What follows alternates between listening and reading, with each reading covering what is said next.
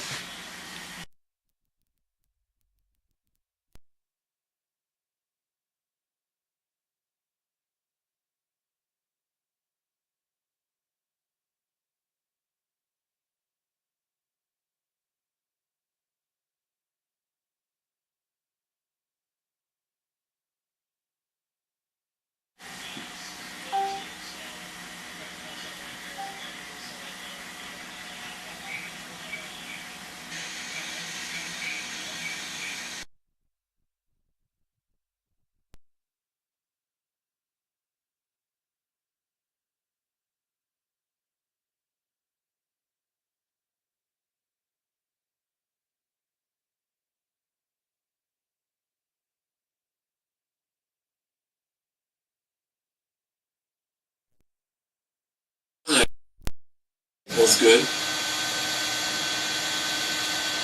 So are we going to have a net?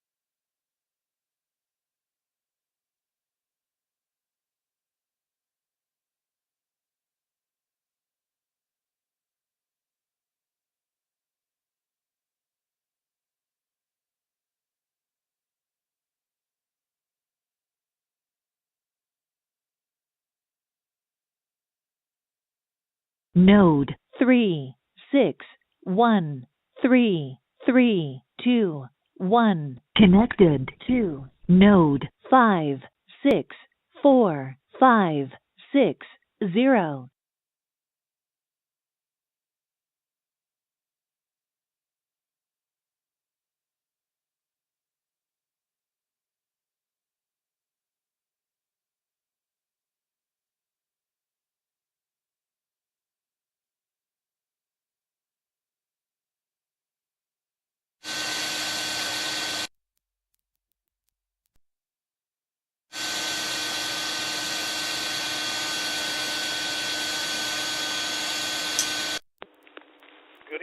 It's an amateur television on the '08 machine. I'm Dave, KD7ZYM, the Western Washington amateur radio enthusiasts that take to the airways with digital amateur television and the DB. We transmit on 70 centimeters to a repeat, and it spits out images at 1.2 gigahertz.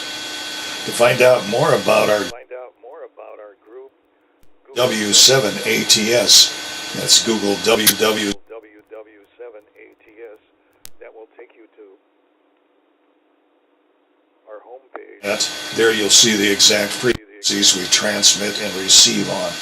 Also, you'll find a link to YouTube where we stream on Saturdays between 8 and 9 o'clock. Also, we'd like to thank WW7ATS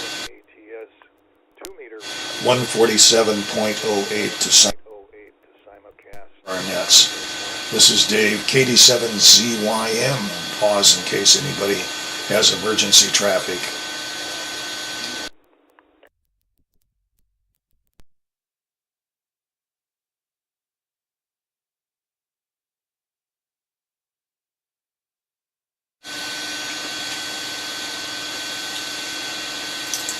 Again, this is KD7ZYM, and this is the Western Washington Amateur Television Society Net. So far checked in is Ron, KD7QKU, Richard, K7ITX, Jim, N7QO, James, WU7N, and myself, Dave, KD7ZYM. If there's anybody else wishing to check in.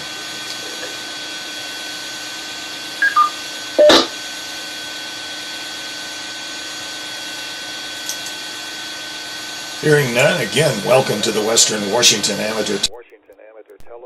We'll start with Ron, KD7QKU.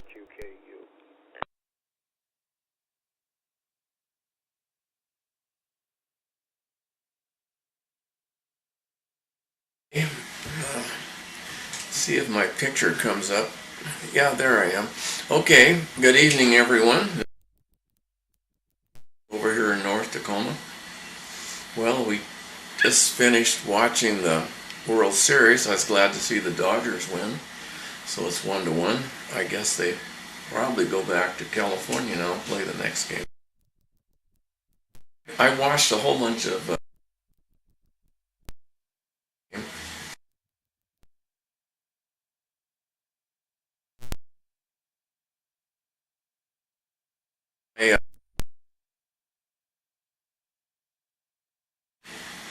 Doug has some problems now with his memory and everything, and I called to tell him that Husky game was on, and Phyllis said that the TV wouldn't work.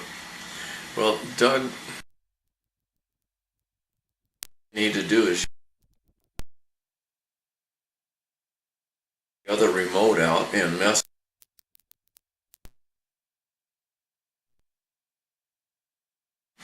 in the third inning of the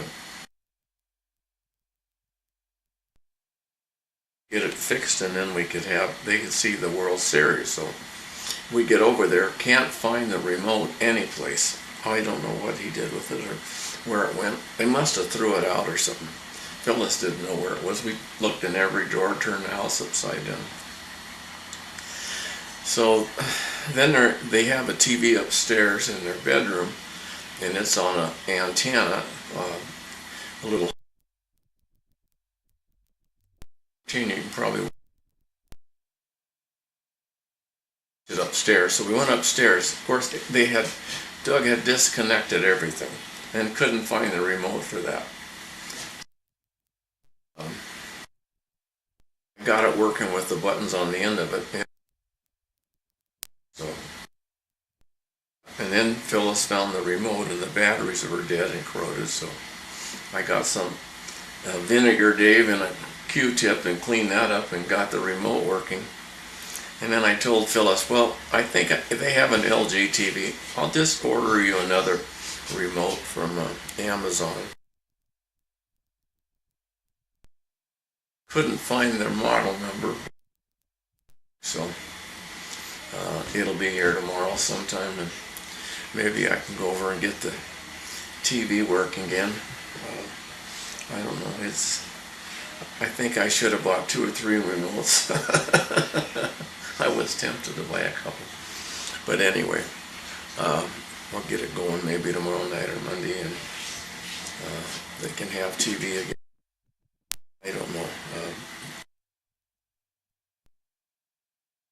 Quite a few times in the past, and it seems to be getting worse, so I don't know. We'll see what happens. So that's kind of how my day went. And it was raining hard over here a while ago, and I got 46.9 degrees. So back to net, KD7QKU.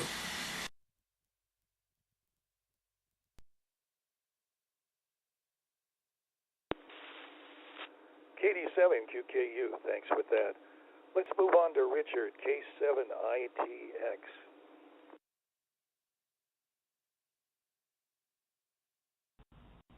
Okay.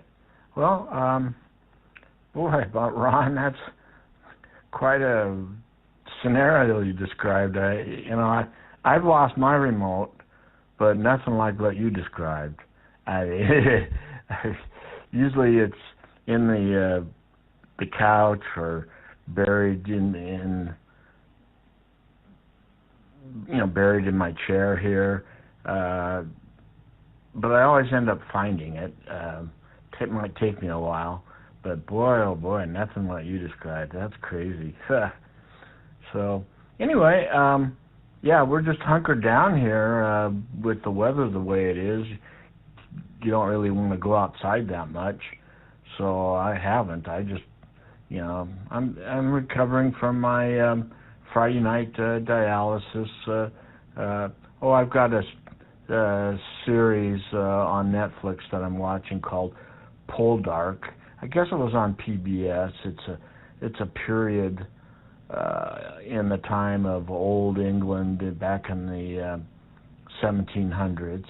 It's copper mining and romance, and it's all pretty exciting.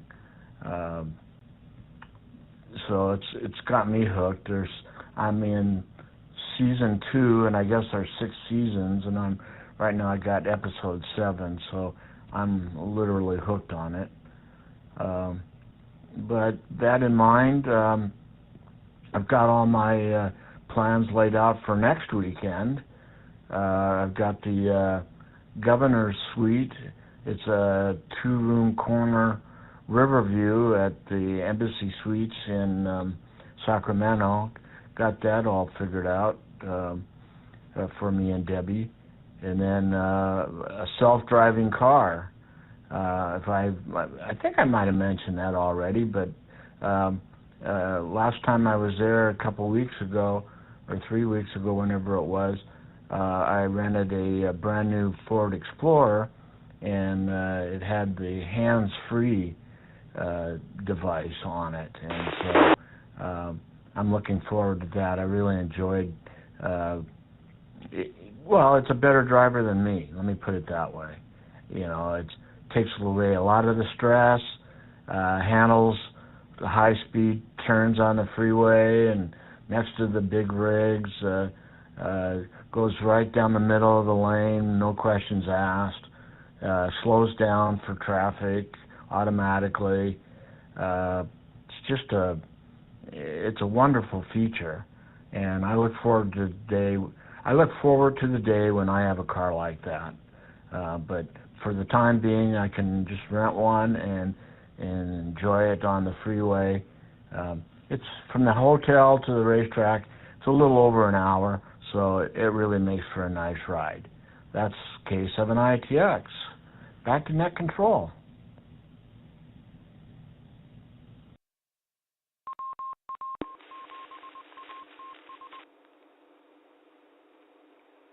K7ITX, thanks with that. Let's move on to Jim, N7QO in Covington.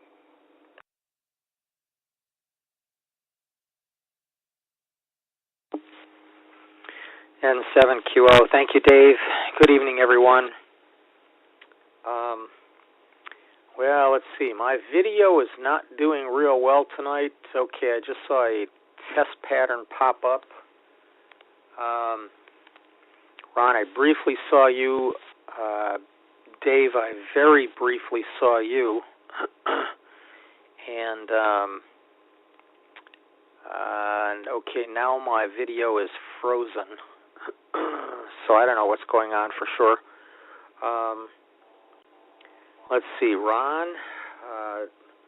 Yeah, Dodgers. So now it's 1-1. They are supposed to go back to California. Raining hard over there. Yeah, it was raining pretty hard almost all day long here. It stopped for a couple of hours during the middle of the day. Then a little after 5 o'clock, we had a very sudden gust of wind come up, pretty strong, and the power went out. And the power still has not been restored. But I've got a generator going, and as do most of my neighbors. Sounds kind of like an RV encampment out here driving through my neighborhood. But so about half an hour after the power went out, my cable TV went offline, my internet went offline, my landline phone went offline, and there's still nothing's working yet. So I don't know what's going on at the mountain. There's probably some weather between here and Cougar Mountain. So whatever reception I get from the television receiver, I guess I'll just, that's what I got. But I hear everyone okay on 2 meters.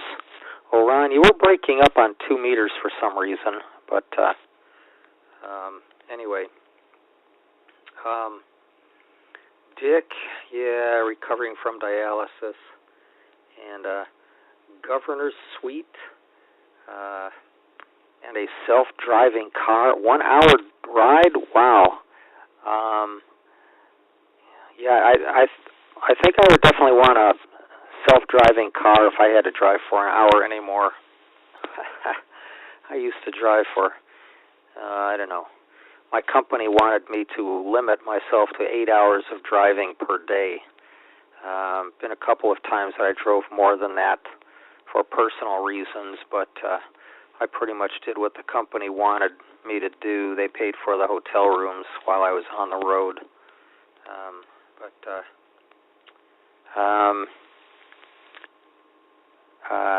Let's see, more about the power failure next go-around. Back to you, Dave, N7QO.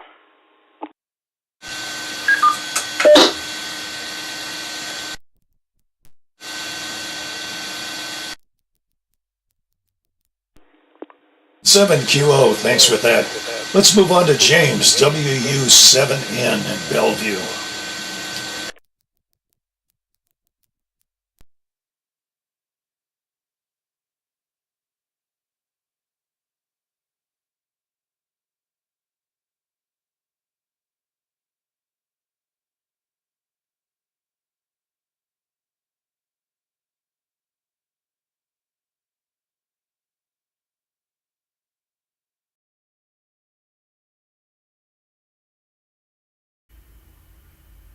Okay, well, I'm hearing something's happening. All right, this is James, WU7N in Northeast Bellevue. Well, looks like I've got a call sign up and should come on with a picture in a minute at 33 seconds. I go ahead and drop these earphones off. Well, let's see. I did, Ron, I think you got the word that some of your two meter transmission was dropped out, but I got most of what you said. I was going to suggest that you look on Amazon for remotes. I was given a whole stack of DVD and VHS dual media recorder players, and this is painful. Someone else took this whole box of remotes to Goodwill, and I found out, those are probably all the remotes for this whole stack of DVD and VHS players. But I did find that someone on Amazon sells them. So I'll have to decide what to do with these things. If anybody's interested in the group, contact me, because you would get a probably come and get it price. But so anyway, so that's my remote story. Well, 1-1 on the World Series, turning out to be an exciting year for that. Let's see. Yes. My day, I go out to use my car for a quick run to Costco, and I find out my last passenger cracked my window but didn't put it back up. And in the rain, and I was also discovered it while I was hosing off the pine needles. So I dried it out a little bit, turned the heater up full, sopped up as much as I could with a towel, and hopefully tomorrow morning I'll stick a cube heater out there and dry out the rest of the car. I don't think there's really too much damage done. It didn't seem too bad, but you never want water on the inside of the car. So I noticed that the door lock and the window control on that handrest still seems to work. So apparently they've sealed those switches pretty well. Costco today was a total zoo. I went out, just totally lucked out, almost went to the front of the line for gas. I walked into the store and I went, oh my goodness, I didn't know this many people could be stuffed into one building at one time. So turned around and went out, and it was so crowded. I went out to the wrong little cattle chute, and the lady at the cash register growled at me and said, this is not a pass-through. And I said, oh, I'm so sorry. I didn't realize that it was so crowded, and kept going. Got out of there as quickly as I could. Anyway, I've always had this rule: never do Costco on a Saturday or Sunday, but I sort of forgot that because there were several things I wanted. So I'll have to reestablish that one. So Richard, good to hear you're recovering from your dialysis, and sounds like you've had some good racing trips. That's positive. And you had a self-driving car. I had a driving assist car, which I guess is what a lawyer calls self-driving in a rental car, because it was really an interesting experience. I drove a friend's car out to Eastern Washington, and it had the radar on it that would keep track of how far the car was in front of you. And that was really nice. I mean, it would auto slow down, and if the car was just going a little slower than you are, well, you're still cruise controlling, but you're just moving along with traffic flow. So I thought that was kind of nice. The one that I rented did more than that. And for example, I think the camera locks onto the fog line on the right side of the road, because I noticed there were a couple of times when the fog line went away and a little red light came on the dash, and it started to waver around a little bit. So it definitely keeps you on your toes. The last fully self-driving car I was in was a friend's Tesla truck. And let's just say that my butt muscles definitely got their workout. It was just through a neighborhood, and it did okay. It navigated with cars on both sides of the road, even a person on a bicycle. It handled it all very well. But it would have been less stressful to drive it myself, I think. The other thing weird about the Tesla truck is it had a yoke steering wheel almost like you would see in general aviation aircraft. I thought that was kind of interesting as well. Let's see. Oh, I did discover with my self-driving car, the car stops sooner than I do, which I gave some thought to that. And let's see, what else did it do a little differently? It, as I said, it drives more to the center of the lane. I guess I kind of drive more over to the right side of the lane. So let's see. Power out at Jim's. What a shock, out in the middle of nowhere. But actually, the street I live on, I have a real estate agent that jokes that there is a law in Washington that if anyone in the entire state loses power, we are required to lose our power here. And although we had some flickering lights over the last 2 days, the worst of it is I had to reboot. And with all the problems I've had with my internet, I think it's ironic that my internet is working just fine tonight after a reboot. I'm sending out on OBS and receiving full motion video on the low latency stream at the same time. So maybe I just need windstorms and rain to get the internet to work properly. I'm not sure. As I said, only thing that I've had to do is reboot my router one time in the last 48 hours. So that's pretty amazing for me here, given the track record. So that's all the ramble here this time around from WAU7N in Northeast Bellevue. Let me turn it back to Dave, our net control for the Western Washington Amateur Television Society. And I'm going to push the stop button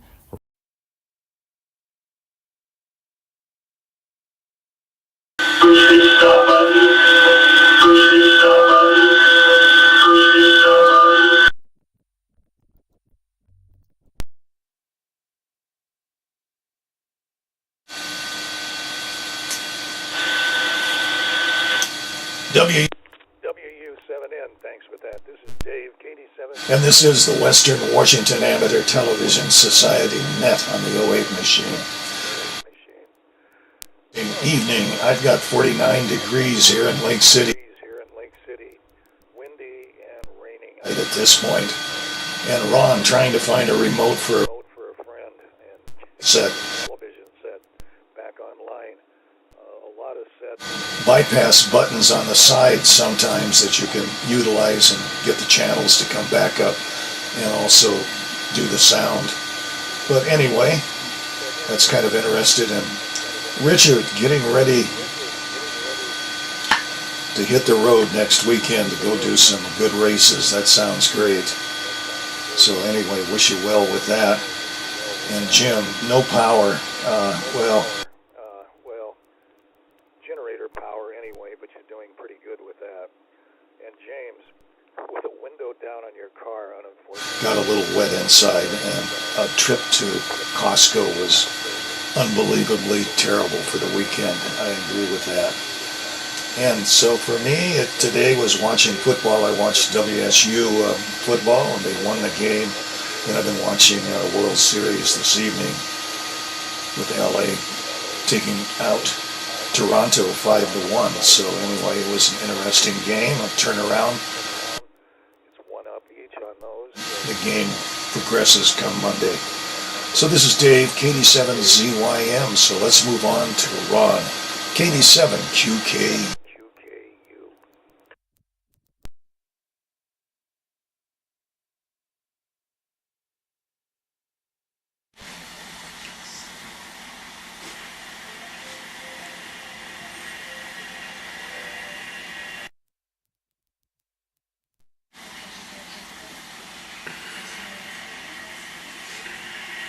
Okay.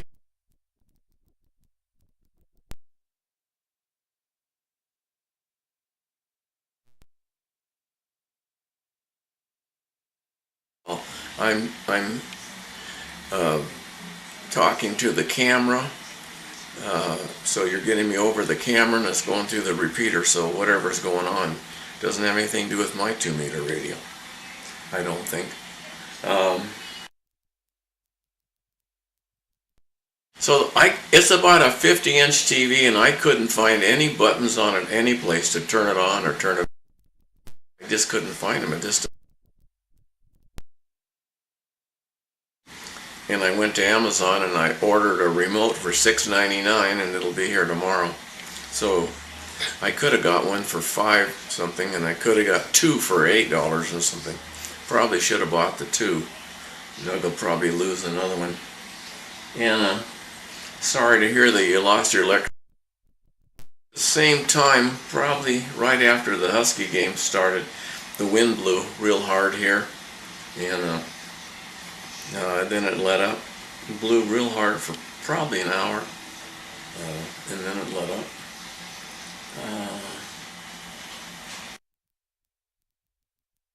I didn't see the game last night. My son Mike came over, and then Mike showed us all the videos. So he had I forget what you call it, the little camera pictures all over when he was riding his motorcycle, so we got to see all those. He put a bunch of them on YouTube, but then he edited them. I think what he showed us last night was lots of stuff. So we watched that. And then we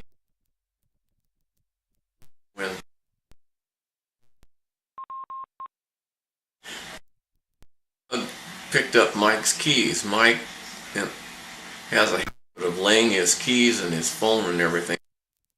I put my keys, both of their keys down. And so when Mike got ready to go home, he didn't have his keys. And his wife's not home. She's down in Portland this weekend. So he didn't have a key to unlock the gate to get into his property, didn't have a key to get into his house, didn't have a key to start his truck. And he drove his truck over here. So it was a real disaster. And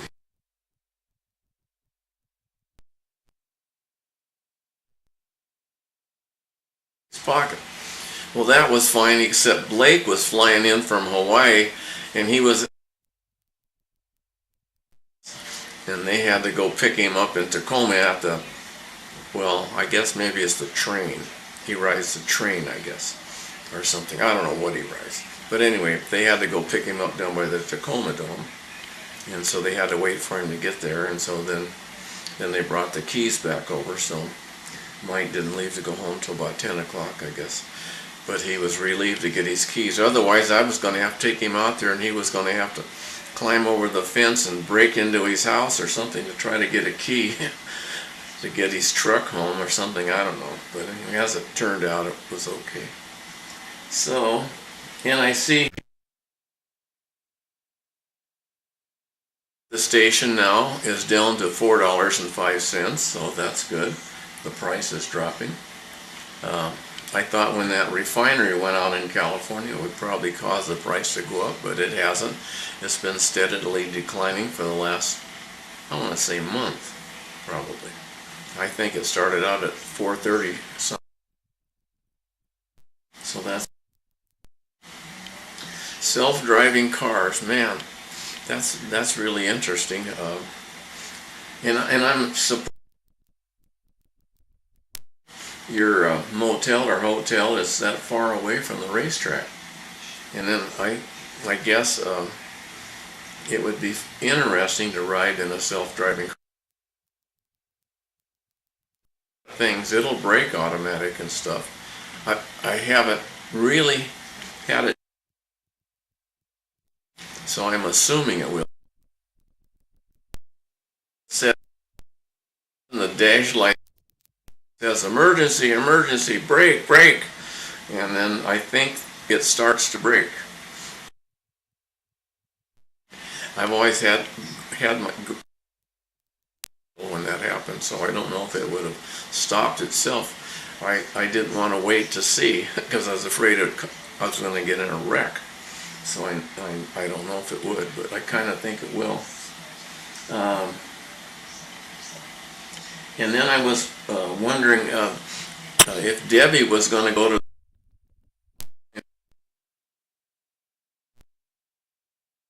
the racetrack.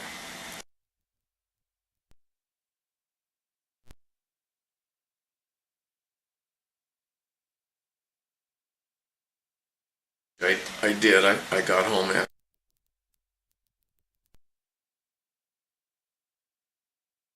Oh, I guess I'll just turn KD7ZYM in the group, KD7QKU.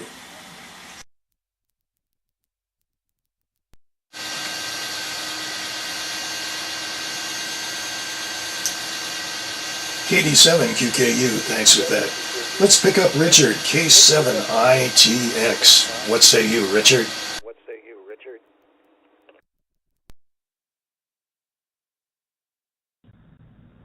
Wow, it's been pretty interesting listening to Ron tonight on the second round here. So Ron, I think those of us listening are experiencing maybe just half of what you say. Your audio is very intermittent, but even so, it's almost like it's pretty easy for us to fill in the blanks.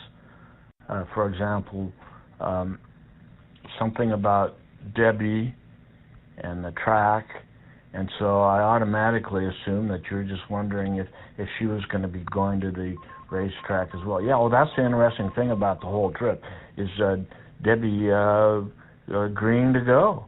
And in fact, I think there's another lady that might be going with my friend out of San Jose. And yeah, the racetrack is basically in the middle of nowhere. Well, I expect the people that live in Willows, California, would not call their location nowhere, but boy, it sure seems like it. It's wide open spaces, let me tell you. It's an incredible journey to go there. So the self-driving car, maybe isn't. I mean, it's self-driving from the standpoint that you don't have to have your foot on the accelerator, and you don't have to have your hands on the steering wheel.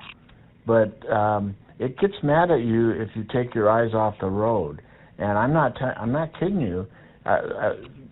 Well, I was looking around. There is a camera, and so the car keeps an eye on your eyeballs, and it'll speak up and tell you to keep your eyes on the road, or if you don't, then that's when the alarms start to go off, and it complains loudly, and it threatens to, I don't know what it'll do, if it'll just crash or what, or stop.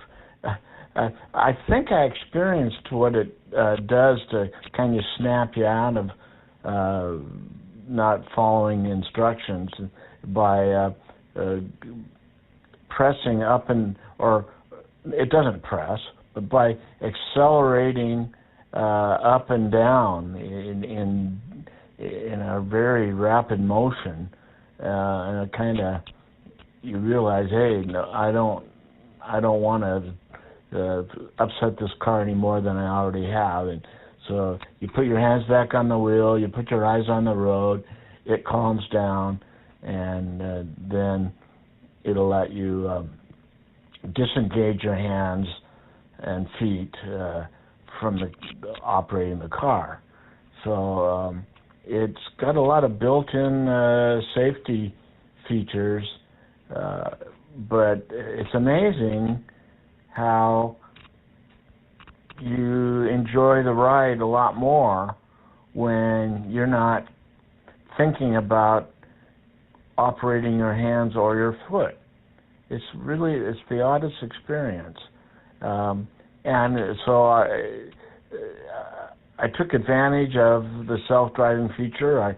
I normally you would never be able to take your jacket off while driving the car. Well, that was no problem. What else did I do? How about look at my phone and text messages and texting and stuff. All the things that you're never supposed to do. But yet at the same time, you got to have one eye on the road.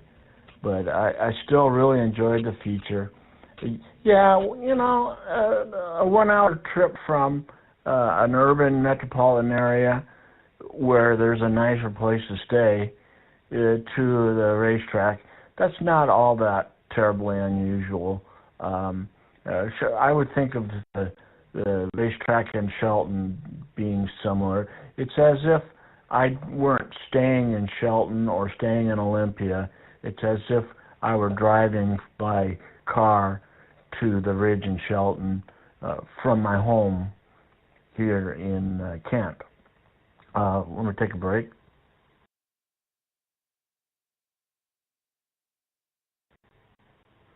So, I'd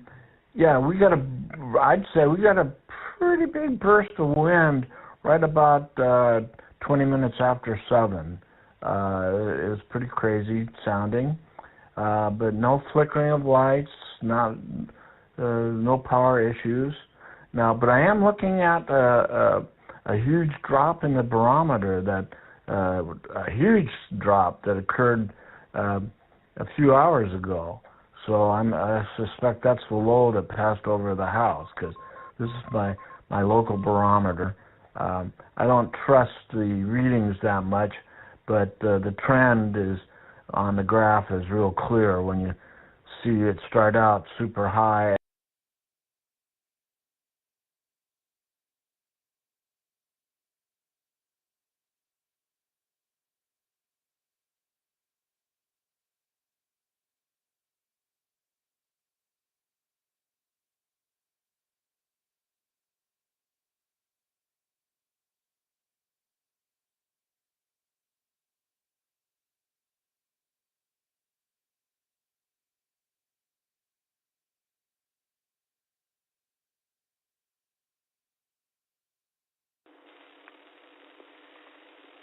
K7 ITX, Richard. Thanks with that.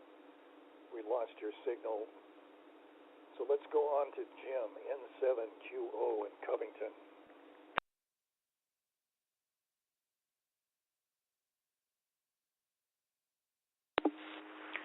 N7QO, thank you, Dave.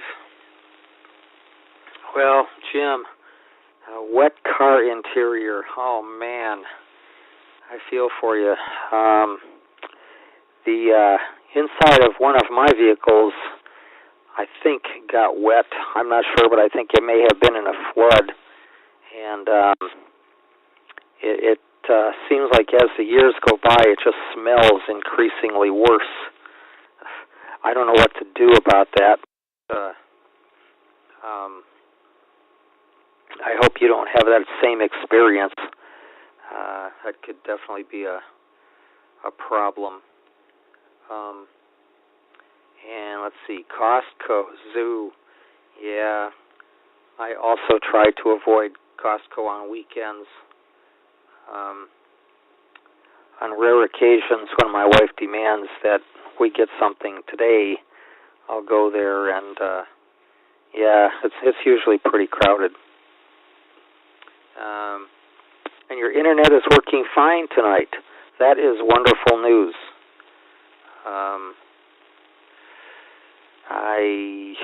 I wish mine were.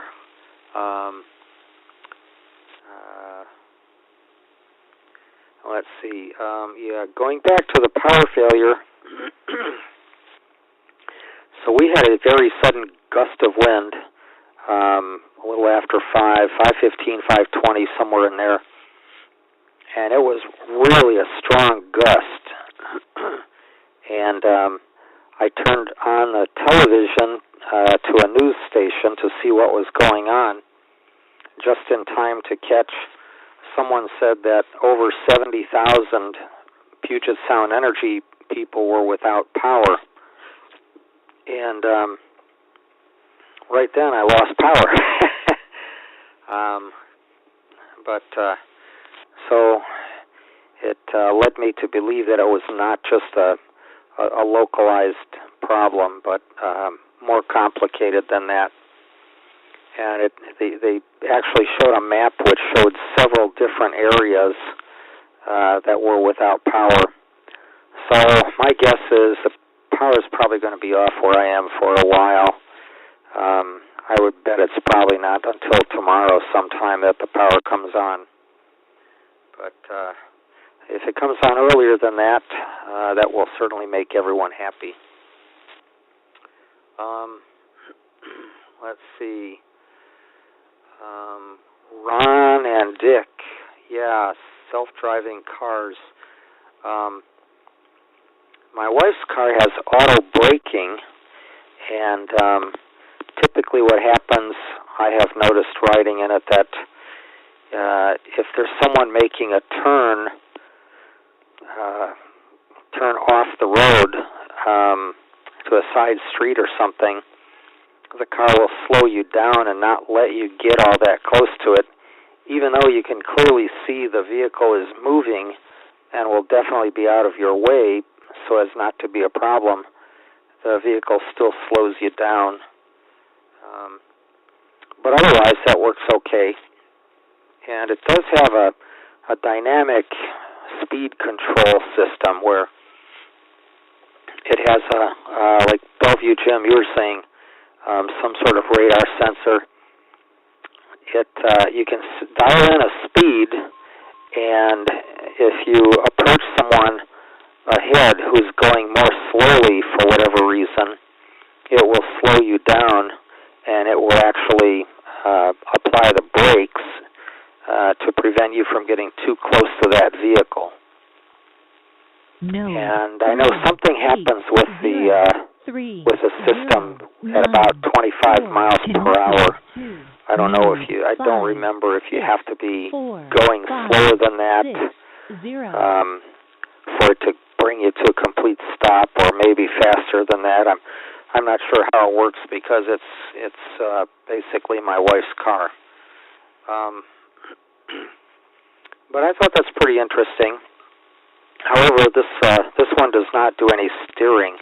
Node it will yell at you if it 7, senses you 0, crossing 2, a 4, line, a paint 6, stripe on 9, either side of connected to the node vehicle. 5, 6, Um, 4, 5, 6, but that's 0, pretty much all that it does. node So 3, it's 8, not like it's 0, self-driving, 3, but 0, it's 9, a significant 4, improvement over disconnected. my vehicle Node and every 5, other vehicle that I've 6, ever had. 4, 5, 6, 2, timeout. So Node that's 3, about all I know 3, about 2, self-driving 8, vehicles. 4, 5, 5, connected. I guess some people have Node gotten into 5, trouble for 6, not watching 4, the road, 5, and the 6, vehicle got 0. confused for whatever reason. So now apparently it sounds like at least some manufacturers are installing a camera that wants to make sure you're awake in order for the autopilot function to work. Probably a worthwhile safety addition, but well, the technology keeps getting better all the time. Anyway, back to you, Dave, and 7QO. K9PQ. 4, 5, 6, 0. Timeout.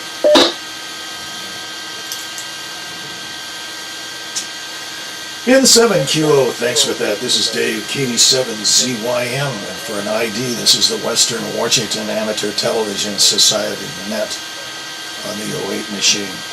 I did get a text from Wade at the airport, and he wanted to say that he too enjoys autonomous cars, self-driving vehicles, and he's all for it. So anyway, passing that on to him, watching and listening at the airport. So coming up next is James, WU7N.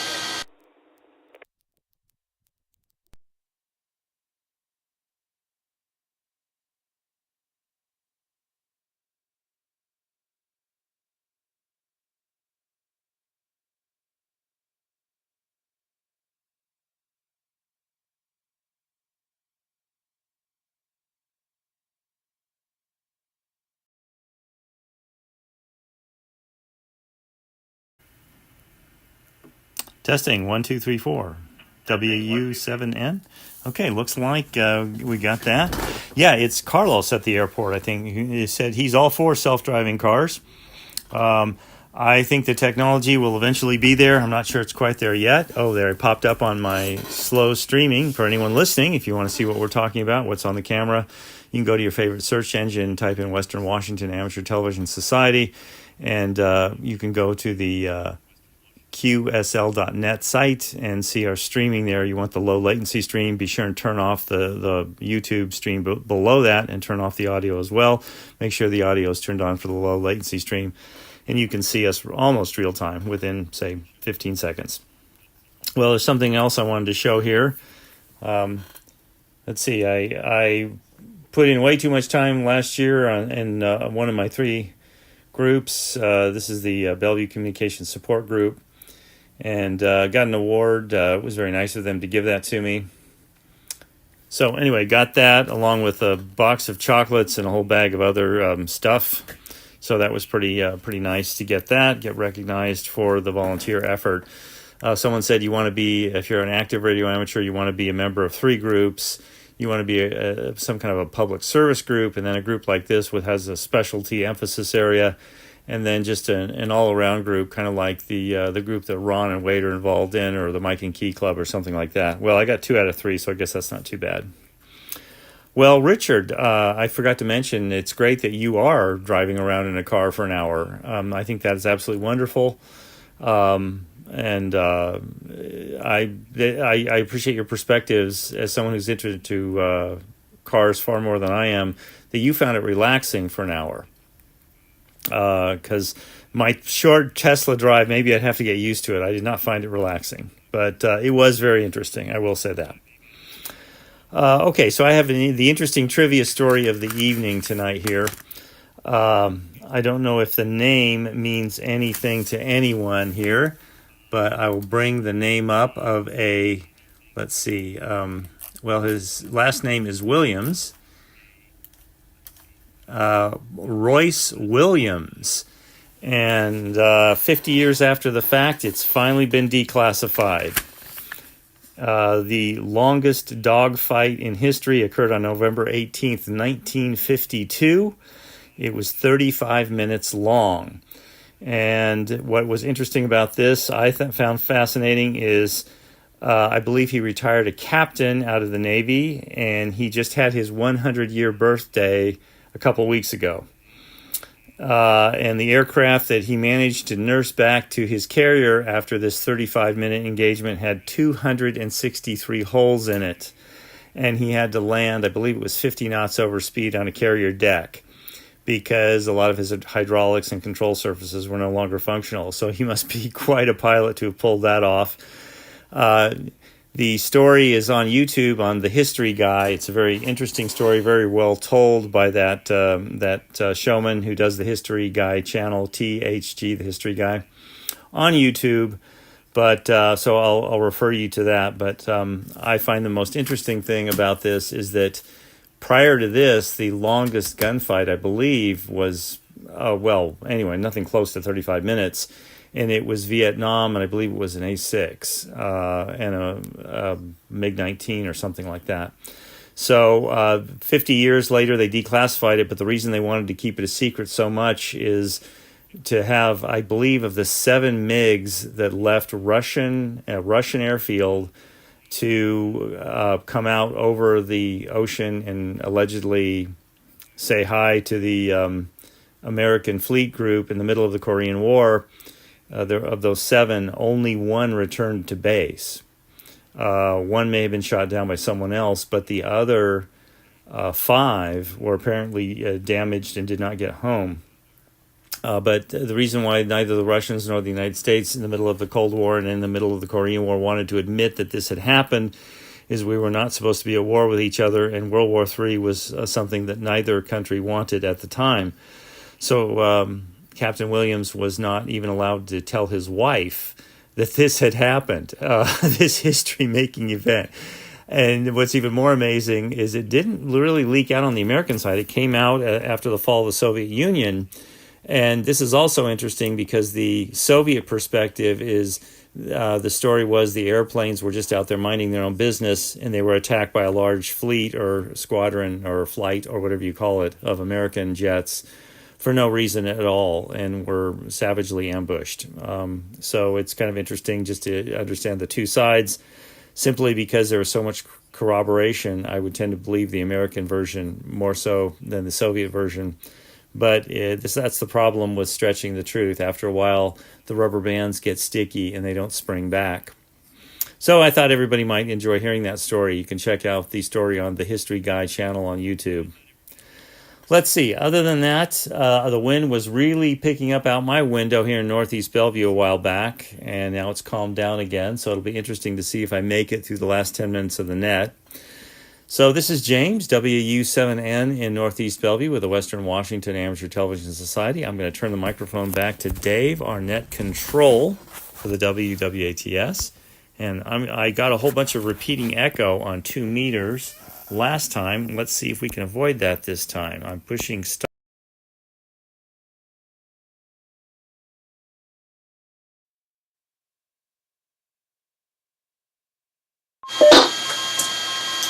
WU7N, thanks for that. This is Dave, KD7ZYM. Get a quick ID here. This is the Western Washington Amateur Television Society net on the 08 machine.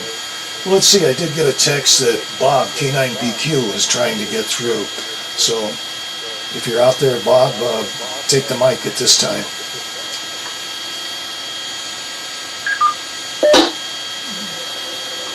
Thank you, Dave. And good evening to the group.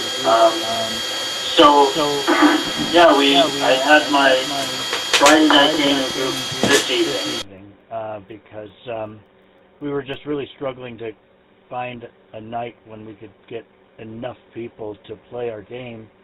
We normally play every Friday night, and with me away and then with all kinds of other things going on, it had been over 2 months since our last session, so we were really itching to get back to it. And it went fine. I am at Bayview. I can't remember. I think Wednesday I had already been here. So I'm here till this coming Wednesday, and then I'm going to move on to Fort Flagler State Park. Still enjoying the state parks. I am probably going to not go for any dry camping from here on in. I don't need the water and the sewer hookup so much, although at Fort Flagler I will have both. But the electricity is really good. It saves me from using a lot of gas a lot of propane to keep warm. I've got just a electric space heater in here, which does a fine job. I missed pretty much everything. James was the first one I heard, and that's quite a story, really interesting story. I did hear that people were talking about electric cars. Oh, I think I did. I heard Jim say apparently Richard has a Tesla, or is test driving a Tesla, or driving someone's Tesla. That's pretty cool. As for self-driving, there was a time when I was kind of like, I'd get on board when self-driving gets solved, but the more I think about it, the more I see the testing, the less confident I am. I don't think I will ever be comfortable allowing a car to just drive, I know you're not allowed to do that now, but there'll come a day when that is allowed, and I just don't see ever getting on board with that. All right, well, it's very nice to be able to check in and talk to you guys, and we'll turn it back to Dave. This is K9PQ.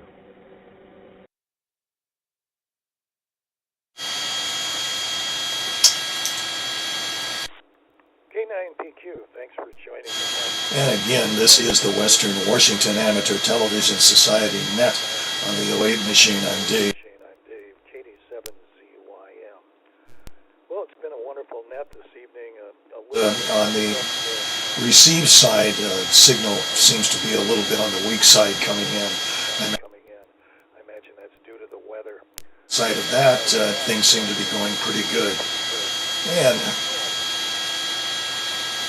again, thanks for Bob being able to check in. This is Dave, KD7ZYM again, and I hope Jim's power comes back on before the evening flakes out. And for Carlos, waiting for his flight, being able to monitor the net. That was a great text to get in from him.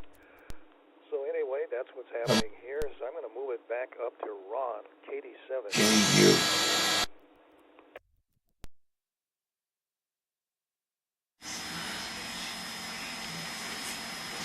Okay, thank you very much, Dave, KD7QKU. Well, I unmuted Discord, so maybe you guys can hear me over Discord. And of course, it's going through my camera. So if I use 2 meters, I think it messes it up worse than maybe using Discord. So I have an energy, and I looked at it, and people out of power. A few in Puyallup, Auburn, and the rest of them are just farther east and north, and it kind of goes up the I-5 corridor all the way up.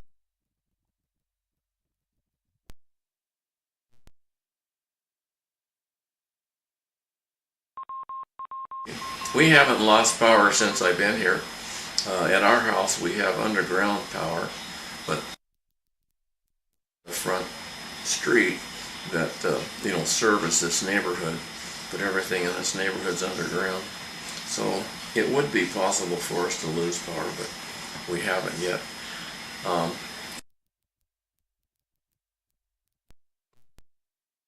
The World Series, and he wasn't, but he didn't say anything about not having power.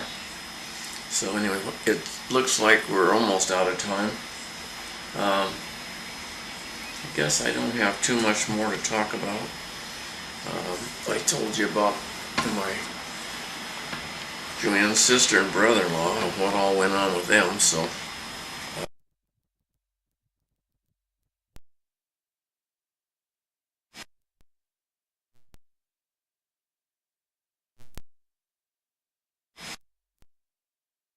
curve the same as I do, so it's pretty easy. Okay, well, back to net, KD7QK.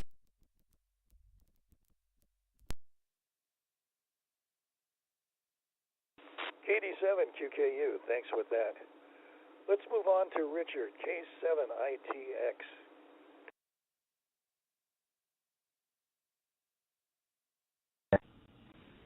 Yeah, okay. Well, thank you, Ron.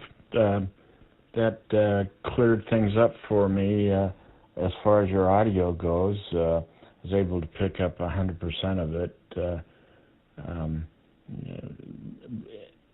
So I don't know, for whatever reason, and maybe I have the same problem too with my audio popping in and out. I would maybe suggest that's the weather conditions. So Carlos being at the airport, that makes me think about my upcoming trip to Sacramento on Alaska Airlines. I'm got my fingers crossed that Alaska Airlines is going to have their IT issues all straightened out by the time I show up next week. Boy, oh boy, what a mess for a big airline like that to have a ground stop for as many hours as they did. The luggage that piled up, oh my God, and the canceled flights. Covington Jim makes me wonder if you ever had to go through that. But I guess being the pilot, you experience the delay and that sort of thing, and I'm sure that's problematic. But can you imagine the people in baggage claim or anywhere around the on the ground, so to speak? Those people are just swamped. So anyway, with that, I'll say 73 to everybody. It's been a great net. Good to hear you, Bob. K7ITX, back to net control. K7ITX for a final. Let's go to Jim, N7QO in Covington.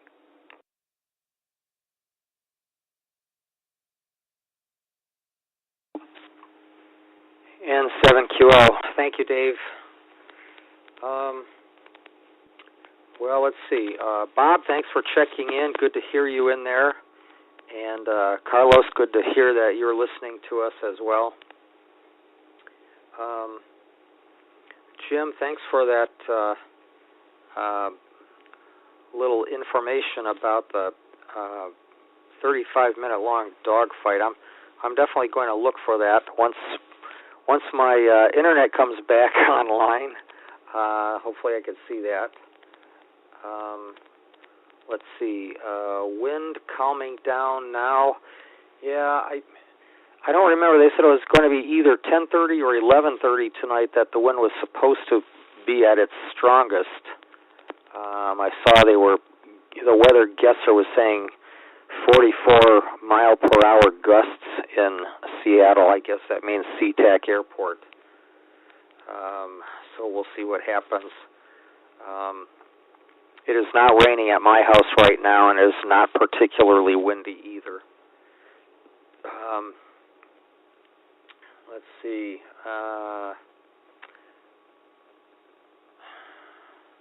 Oh, yeah, Ron, I heard almost nothing over 2 meters this last transmission from you. Dick, I heard you 100%, everything you said tonight.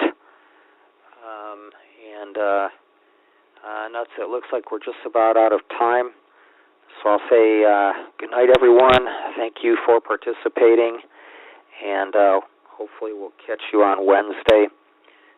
KD7ZYM N7QO. N7QO, thanks with that. And we bring the net to a close. This is the Western Washington Amateur Television Society, broadcasting in digital amateur television in the DVB-T format, and also being simulcast audio over WW7ATS 2-meter repeater located at Cougar Mountain. So on behalf of the Western Washington Amateur Television Society, this is Dave, KD7ZYM, terminating the net at 9 o'clock. Good evening, all.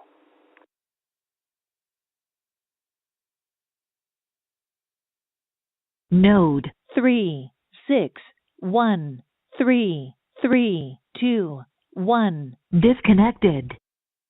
Node 3702469 disconnected.